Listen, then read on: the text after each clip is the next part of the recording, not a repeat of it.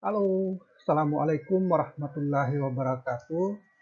Kita jumpa lagi pada materi kita tentang pusat massa, momentum linear, dan impuls.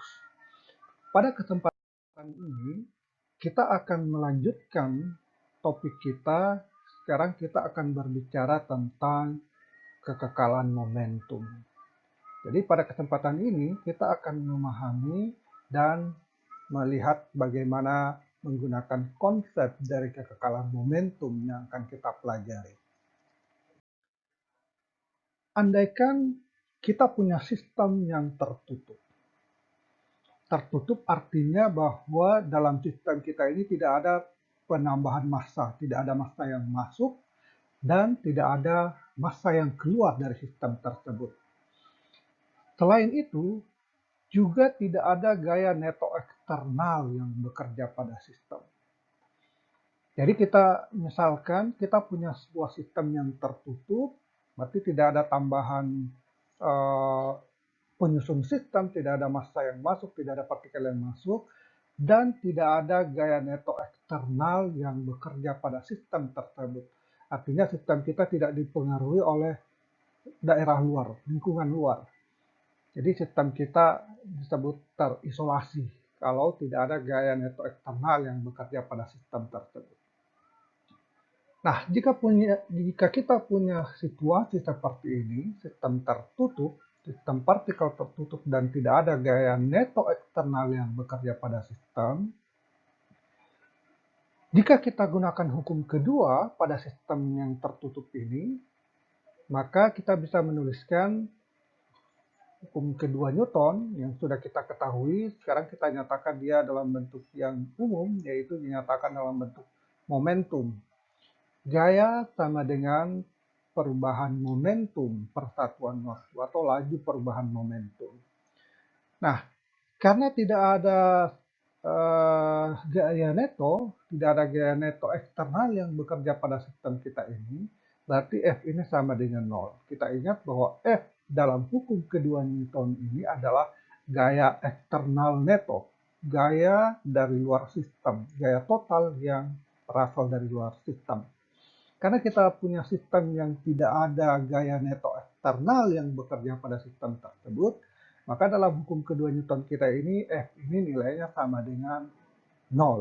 Jadi F sama dengan 0, sehingga kita tuliskan delta P per delta T sama dengan 0. Laju perubahan momentum kita sama dengan 0. Ini mengindikasikan bahwa perubahan momentum sama dengan 0. Sebab delta P per delta T, persamaan matematis ini akan bernilai 0 jika delta P-nya sama dengan 0. Tentu delta T tidak boleh kita anggap bernilai 0 karena jika ini kita bagikan dengan 0, itu tidak dibenarkan secara matematis karena menghasilkan nilai yang tak berhingga, yang tidak bisa kita definisikan dalam fisika. Jadi delta P sama dengan 0. Jadi konsekuensi bahwa tidak ada gaya neto eksternal yang bekerja pada sistem kita, itu berarti F-nya sama dengan 0. Konsekuensinya adalah perubahan momentum atau delta P pada sistem tersebut sama dengan 0. Karena perubahan momentum sama dengan 0, itu berarti momentumnya konstan. Tidak ada perubahan momentum, delta P sama dengan 0, berarti momentum konstan. Ini kita simpulkan secara umum bahwa jika tidak ada gaya eksternal neto yang bekerja pada sistem, jika sistem kita terisolasi, tidak dipengaruhi oleh gaya dari luar, maka momentum total sistem kita tidak akan berubah seperti yang diberikan oleh hasil kita ini. Jadi perubahan momentum sama dengan 0, berarti tidak ada perubahan momentum, atau dengan kata lain P-nya konstan. Sehingga disimpulkan bahwa jika tidak ada gaya eksternal neto yang bekerja pada sistem, maka momentum total sistem tersebut tidak bisa berubah. Ini kita sebut dengan hukum kekekalan momentum linear. Kita tambahkan kata linear pada momentum kita ini, sebab nanti kita akan membahas momentum pada gerak yang lain, bukan gerak lurus yang sedang kita bicarakan sejauh ini. Jadi kita biasa menambahkan momentum linear untuk membedakannya nanti dengan jenis momentum lain yang disebut dengan momentum sudut atau momentum angular. Sekali lagi, saya ulangi, kesimpulan kita adalah bahwa jika tidak ada gaya eksternal neto yang bekerja pada sistem, atau dengan kata lain sistem kita bersifat tertutup dan terisolasi, maka momentum total sistem tidak bisa berubah, atau momentum tetap, atau momentum kita konstan jika tidak ada gaya eksternal neto yang bekerja pada sistem tersebut. Juga tidak ada pertukaran massa yang masuk atau yang keluar dari sistem kita tersebut. Nah, ini kita sebut dengan hukum kekekalan momentum linear. Dalam bentuk notasi yang ringkas, yang sering kita gunakan pada saat kita menyelesaikan soal-soal dalam fisika, kita biasanya menuliskan persamaan simbol seperti ini. P0 ini berarti momentum awal. Ingat bahwa momentum adalah sebuah besaran vektor, sehingga diberikan tanda panah di atas ini. Jadi momentum awal P0 itu sama dengan momentum akhir. Karena momentum bersifat kekal, seperti yang sudah kita lihat tadi. Tentu syarat kekal ini berlaku jika tidak ada gaya eksternal neto yang bekerja pada sistem tersebut, dan sistem kita bersifat tertutup. Persamaan ini bisa kita ungkapkan dalam kata-kata bahwa momentum linear total benda mula-mula, P0, pada suatu saat tertentu sama dengan momentum total benda akhir setelah beberapa saat kemudian. Intinya, karena momentum bersifat kekal, maka nilai momentum selalu sama untuk setiap saat. Momentum total, ingat, momentum total itu akan selalu sama setiap saat. Perlu kita garis bawahi bahwa yang kita maksudkan yang konstan di sini adalah momentum total dari benda. Jadi mungkin saja momentum dari partikel-partikel penyusun sistem kita ini berubah nilainya. Tetapi momentum totalnya, yaitu jumlah dari momentum-momentum seluruh partikel tersebut, itu tidak mungkin pernah berubah jika tidak ada gaya neto eksternal yang bekerja pada sistem tersebut. Sekali lagi, momentum yang dimiliki oleh sistem partikel kita itu boleh saja berubah. Momentum partikel penyusun sistem bisa saja berubah. Tetapi momentum total atau jumlah momentum seluruh partikel-partikel penyusun sistem kita itu tidak akan pernah berubah. Jadi kalau satu partikel penyusun sistem berubah momentumnya, maka partikel sistem lainnya mungkin akan mengalami pertambahan momentum sebagai kompensasi dari perubahan momentum yang pertama tadi. Jadi hukum kekekalan momentum kita menyatakan bahwa momentum total sistem itu nilainya kekal, tidak berubah, asalkan syarat bahwa tidak ada gaya eksternal neto yang bekerja pada sistem tersebut terpenuhi. Itulah konsep dari hukum kekekalan momentum kita. Jadi Anda perlu perhatikan baik-baik bahwa hukum kekekalan momentum hanya berlaku jika tidak ada gaya luar atau gaya neto yang bekerja sama dengan nol atau diabaikan. Mungkin sulit menemukan sistem yang tidak dipengaruhi oleh lingkungan luar. Tetapi gaya yang dihasilkan oleh lingkungan luar ini jauh lebih kecil dibandingkan gaya yang terjadi dalam sistem tersebut. Ini juga boleh kita anggap sebagai sebuah sistem yang terisolasi. Jadi hukum kekekalan momentum hanya berlaku jika tidak ada gaya luar yang bekerja, atau ada gaya luar tetapi gaya luar tersebut bisa diabaikan. Mengapa bisa diabaikan? Karena nilainya jauh lebih kecil dibandingkan gaya-gaya interaksi yang terjadi di dalam sistem itu sendiri. Yang kedua, Hukum kekekalan momentum itu berlaku terhadap momentum total. Jadi momentum partikel-partikel penyusun sistem bisa saja berubah. Tetapi momentum total dari seluruh partikel penyusun sistem tersebut itu yang dinyatakan harus kekal sesuai dengan hukum kekekalan momentum kita. Kita akan melihat beberapa contoh yang sederhana tentang penggunaan hukum kekekalan momentum tersebut, meskipun pada video ini penyelesaiannya tidak akan saya berikan secara langsung. Contoh yang pertama, sebuah mobil A bermassa 10.000 kg bergerak dengan kelajuan 24 meter per sekon, menabrak mobil B yang identik dengan A. Jadi kita punya dua mobil, mobil A dan mobil B yang identik. Massanya 10.000 kg. Mobil B ditabrak dalam keadaan diam. Jika kedua mobil menyatu dan bergerak bersama-sama setelah tabrakan, berapakah kecepatan kedua mobil tersebut? Jadi sekarang kita punya sistem yang terdiri atas dua mobil. Sistem kita adalah mobil yang terdiri atas dua mobil. Mobil A dan mobil B. Sistem kita ini tentu mengalami gaya dari luar, gaya eksternal, gaya gravitasi, kemudian gaya normal. Mungkin Anda mengatakan ada gaya normal yang bekerja pada mobil tersebut karena dia terletak di atas permukaan jalanan, tentu saja itu benar. Tetapi pada saat terjadi tabrakan antara kedua mobil ini, maka gaya yang dialami oleh gaya tabrakan yang terjadi di antara kedua mobil ini jauh lebih besar dibandingkan gaya gravitasi yang dirasakan oleh mobil tersebut. Sehingga dalam situasi ini, kita menganggap soal kita ini atau situasi yang kita hadapi dalam soal kita ini adalah situasi yang memenuhi diterapkannya hukum kekekalan momentum. Karena gaya neto eksternal yang bekerja pada sistem kita bisa diabaikan dibandingkan dengan besarnya gaya yang muncul pada saat tumbukan.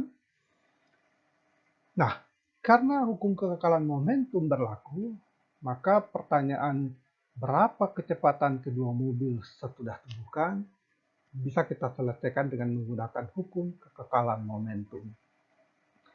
Pertama, karena kita punya sistem yang terdiri atas dua mobil, berarti kita harus menghitung momentum masing-masing mobil tersebut. Momentum kita sudah tahu persamaannya adalah massa dikali kecepatan. Dari soal ini kita tentu bisa menghitung berapa momentum dari mobil A, massanya 10.000 kg dan dia bergerak dengan kelajuan 24 meter per sekon. Kita bisa menghitung berapa momentum mobil A. Mobil B pun kita bisa hitung berapa momentumnya. Dia mula-mula dalam keadaan diam, berarti momentumnya sama dengan 0. Jadi sebelum tabrakan, sebelum tumbukan, mobil A memiliki momentum yang bisa Anda hitung, mobil B memiliki momentum yang sama dengan 0. Nah, jumlah momentum kedua mobil ini, mobil A dan mobil B yang merupakan momentum total sistem, karena kita hanya punya dua mobil dalam sistem kita ini, jumlah momentum ini atau momentum total ini harus kekal, harus sama sebelum tumbukan dan sesudah tumbukan. Tadi kita sudah menghitung berapa momentum total mobil sebelum tumbukan, yaitu momentum total mobil A ditambah dengan momentum mobil B. Kebetulan momentum mobil B-nya sama dengan 0. Nah, setelah tumbukan, kita bisa menghitung lagi berapa momentum kedua mobil. Mobil A dan mobil B bergerak bersama-sama. Mereka menyatu. Kedua mobil menyatu dan bergerak bersama-sama setelah tabrakan. Berarti kecepatan mobil A sama dengan kecepatan mobil B setelah tabrakan. Nah, karena kedua mobil memiliki massa yang sama, tentu saja momentum kedua mobil ini juga akan sama sesudah tabrakan. Anda bisa menghitung berapa momentum keduanya, dan karena syarat untuk situasi kita ini bahwa momentum kekal, Kita tadi sebelumnya punya momentum total sebelum tumbukan. Sekarang kita punya momentum total sesudah tumbukan. Kalau kita samakan kedua momentum ini, karena keduanya harus sama, ingat momentum adalah kekal, maka kita bisa menyelesaikan berapa kecepatan kedua mobil setelah mereka bertabrakan atau bertumbukan. Sangat sederhana, Anda bisa menyelesaikan sendiri dengan cukup mudah. Sekarang kita lihat contoh soal nomor 2. Berapa kecepatan sentakan senapan bermassa 5 kg saat menembakkan peluru bermassa 0,020 kg dengan kecepatan 620 meter per sekon. Sekali lagi kita mengasumsikan bahwa dalam soal yang kedua kita ini kita bisa menggunakan hukum kekekalan momentum.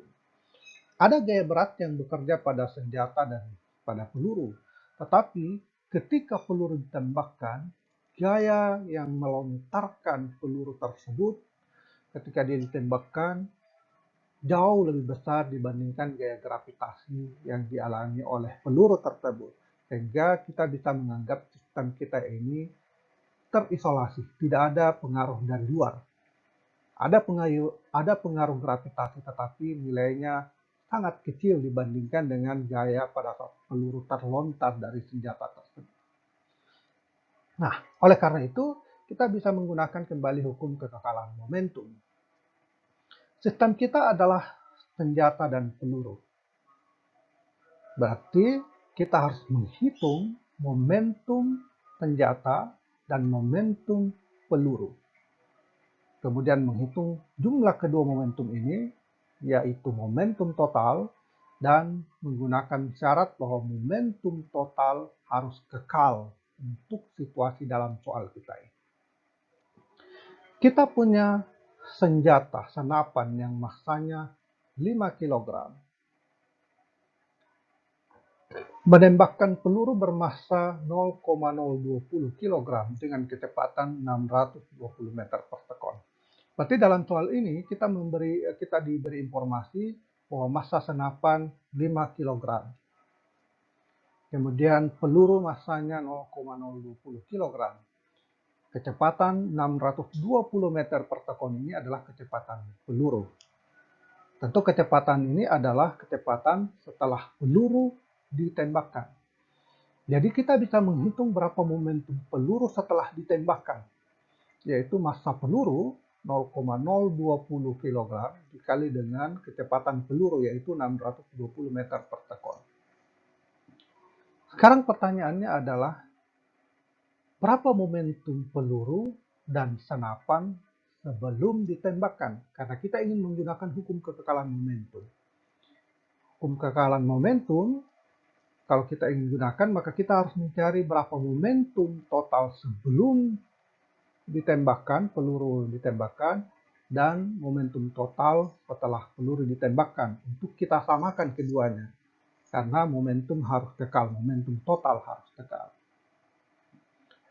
Nah, peluru sebelum ditembakkan, tentu saja momentumnya sama dengan 0. Karena dia tidak bergerak, dia diam. Berarti momentum peluru sebelum ditembakkan sama dengan 0. Berapa momentum senapan sebelum menembakkan peluru?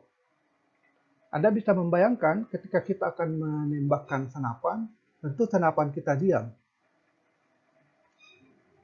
Jadi senapan kita dalam kondisi diam sebelum kita menembakkan peluru. Berarti momentum senapan juga sama dengan 0. Jadi momentum awal dari sistem kita, momentum total sistem kita, yaitu momentum senapan dan momentum peluru, sama dengan 0. Nah, setelah ditembakkan, sekarang peluru bergerak dengan kecepatan 620 meter per sekon. Kita punya massa peluru 0,020 kg. Berarti kita bisa menghitung berapa momentum dari peluru sesudah ditembakkan. Berapa momentum senapan? Nah, ketika kita menembakkan peluru dengan senapan, senapan akan menyentak kita. Jadi ada tendangan, orang menyebutnya tendangan, senapan menendang. Tentu tendangan ini Anda bisa bayangkan berlawanan arah dengan arah gerak peluru. Berarti nilai kecepatan senapan ini negatif dibandingkan dengan nilai kecepatan peluru. Nah, sayangnya kita tidak mengetahui berapa kecepatan senapan itu dan justru itulah yang kita tanyakan. Tapi kita tahu bahwa setelah peluru ditembakkan, senapan memiliki kecepatan yang arahnya berlawanan arah dengan kecepatan peluru, yaitu ke belakang. Dan massa senapan adalah 5 kg, sehingga kita bisa menghitung momentum senapan setelah ditembakkan, yaitu massanya dikali dengan kecepatannya yang belum kita ketahui. Momentum total setelah peluru ditembakkan harus sama dengan momentum total sebelum peluru ditembakkan. Tadi kita sudah lihat bahwa momentum total, momentum peluru ditambah dengan momentum senapan sebelum ditembakkan sama dengan 0. Sekarang sesudah ditembakkan, kita tahu bahwa senapan memiliki momentum yang tidak bisa kita hitung karena kita tidak mengetahui kecepatannya, justru ini yang ingin kita hitung, ditambah dengan momentum peluru yang kita bisa hitung berapa jumlahnya. Kalau kita jumlahkan momentum senapan ditambah dengan momentum peluru setelah peluru ditembakkan, ini adalah momentum total sesudah peluru ditembakkan, dan kita samakan dengan momentum total sebelum ditembakkan yaitu 0, kita bisa menghitung berapa kecepatan sentakan senapan kita. Contoh yang masih relatif mudah, Anda bisa menyelesaikannya dengan pemahaman Anda tentang kekekalan momentum yang sudah kita pelajari sebelumnya. Silahkan Anda menyelesaikannya dan kita akan melanjutkan materi selanjutnya pada kesempatan video berikutnya. Terima kasih.